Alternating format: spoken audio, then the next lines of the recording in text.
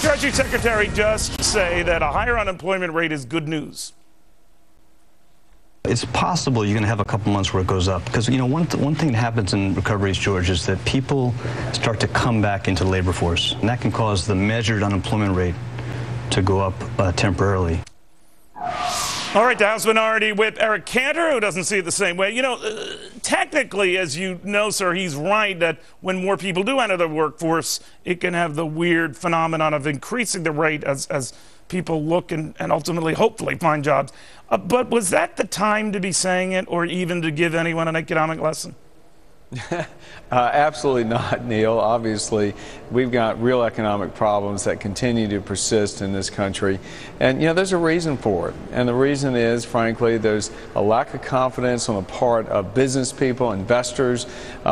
People just don't know what's coming next, and it's becoming increasingly more difficult to figure out where my tax is going, how difficult or how expensive will it be for me to hire someone, how will my health care costs go up. These are the questions that we're hearing every single day from folks around the country, and that is the uncertainty that is causing this economy to languish. But what he seems to be saying, what his boss, the president, has been saying is the trend is their friend. In other words, we've had 5-6 months now with steady job growth. It doesn't wipe out the 3 million jobs still net lost, leaving aside the whole jobs saved or whatever nonsense.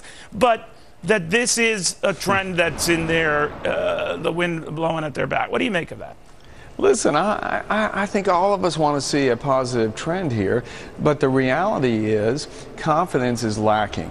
And while confidence is lacking on the part of most American working families and small business people, Washington has continued unabashed on its spending spree. Do you think he should be replaced? Is Geithner the guy to be running Treasury?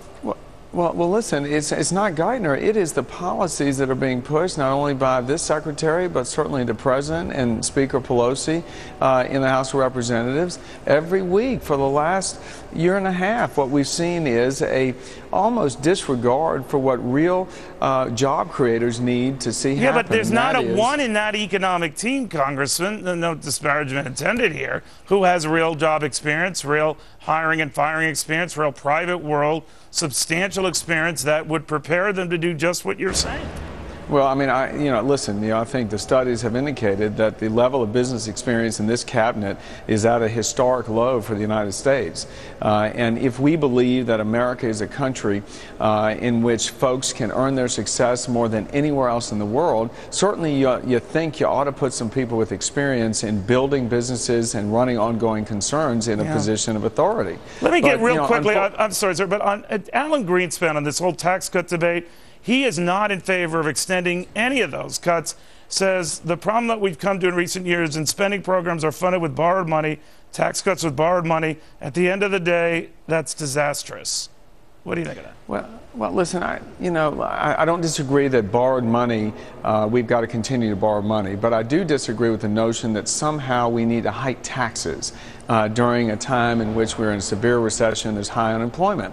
Because if you look at it, Neil, come January 1, small business people and working families are going to see one thing. They're either going to see higher taxes or they're going to see tax rates stay the same. There is no tax cut involved here.